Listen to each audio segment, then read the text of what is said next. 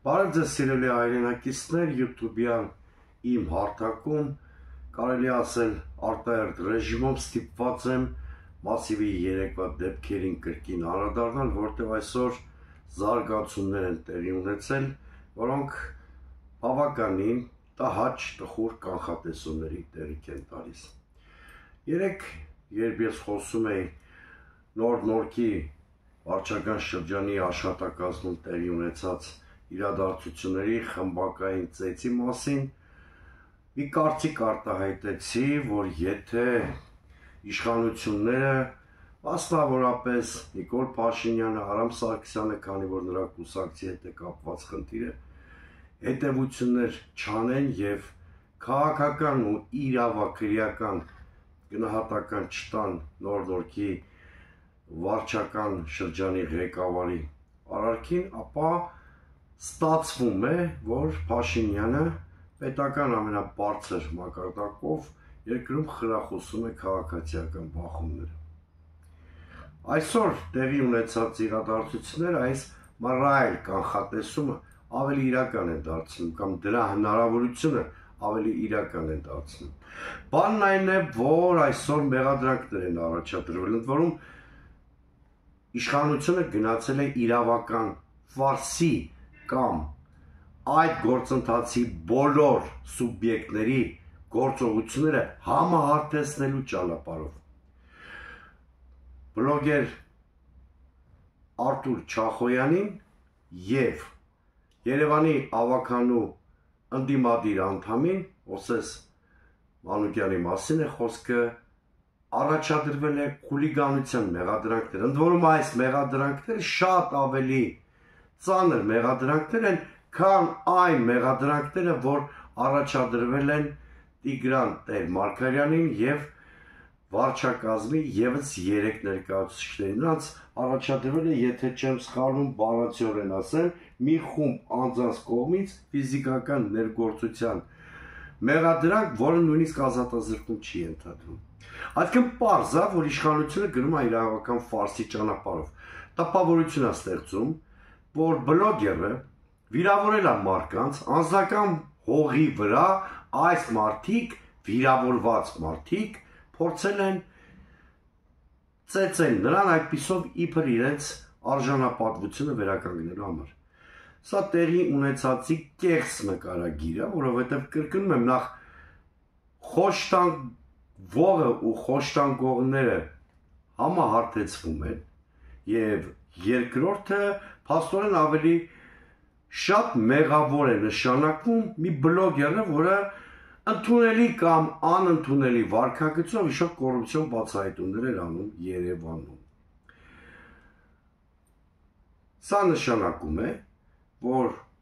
իշխանությունը ամեն ինչ անում է ծածկադմփոցով այս գործը փակելու կամ իր ցանկալի հունով առաջ տանելու համար։ Իրականում Տեր-Մարգարյանին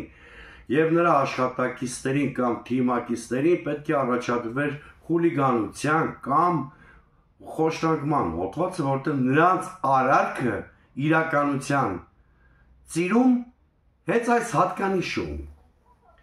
Պարզ է, որ այս ամեն ինչի համատեքստում քաղաքական պատասխանատվության մասին խոսելը ընդհանրապես անիմաստ է։ Թե ԿՊ-ն, թե Հանրապետություն, կուսակցությունը հանդես եկան հայտարարություններով, որ ըստ էության ամեն ինչ բարդում են բլոգերի վրա եւ տրամադրված չեն փաստորեն պաշտոնանկանել Տիգրան Տեր-Մարգարյանին։ Սա նրանք գրեթե բացահայտ բաց տեքստով են ասում, դրանք ծիծաղելի պատրվակներով։ Չգիտես ինչպես պարզվում է, որ մասիվի դեպքերի հետևում Պուտինն է կանգնած, մասիվի թաղապետարանում մի շարք մարդկանց կամ խուժանի վարքագծին տրվում է աշխարհաքաղաքական ենթատեքստ, մի խոսքով ծիծաղելի ու անհեթեթ մոտիվներ։ Ավելին ասեմ, Հանրապետություն կուսակցությունը, որի անդամն է Տիգրան Տեր-Մարգարյանը, ուղղակի շանտաժ է անում Նիկոլ Փաշինյանին ու քաղաքացիական պայմանագրին։ Ասում է, որ եթե Տիգրան Տեր-Մարգարյանը պաշտոնան կարվի, մենք ըստ էության կլուծարենք քաղաքային կոալիցիոն կառավարումը։ Սա շանտաժ է, շատ պարզ շանտաժ է, այսինքն իրենք ասում են հանուն նրան, որ ԿՊ-ն Երևանում պահպանի իշխանությունը, պիտի հանդուրժեք մեր կուսակցի խուլիգանությունը, կատարած արարքը, խուժանությունը մի խոսքով, հակառակ պարագայում մենք կոալիցիան կլուծարենք։ Սա պարզ է, որ Նիկոլ Փաշինյանին ու ԿՊ-ին այս հեռանկարը շատ վախեցնում է, որովհետև հատկապես Գյումրիի վերջին ընտրություններից հետո նրանց համար պարզ է, որ նրանք գնալով կորցնում են իրենց վարկանիշային գահավիժում գոյություն ունի եւ այս պայմաններում Երևանի ընտրություններում գրեթե անխուսափելի է լինելու ԿՊ-ի պարտությունը։ Սա ԿՊ-ի վախերն են կամ Հանրապետություն կուսակցության շանտաժն է, իսկ ինչ պիտի անի ընդդիմությունը, օրինակ դեմոկրատական այլընտրանք կուսակցությունը կամ այլ ընդդիմադիր ուժեր։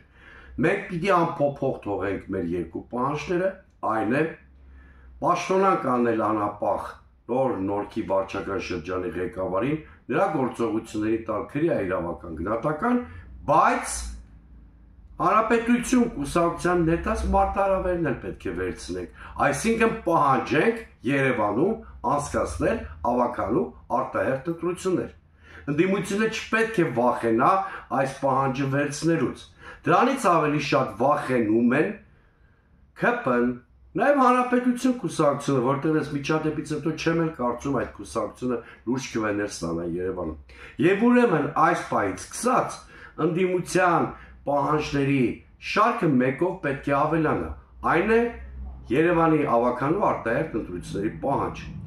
Այս թեմայով թերևս այսքանը սիրելի հայրենակիցներ, ես կոչ եմ անում բաժանորդագրվել իմ YouTube-յան ալիքին, բաժանորդագրվեք նաև իմ Telegram-յան ալիքին, ինչպես նաև ակտիվ մասնակցեք իմ Facebook-յան հարթակում տեղի ունեցող քննարկումներին։ Այսօր մենք կհանդիպենք նաև 1 ժամ հետո, որովհետև մայիսի 1-ն է տոնական օր, այն ունի նաև քաղաքական նշանակություն, որի մասին կխոսեմ մի փոքր ավելի ուշ։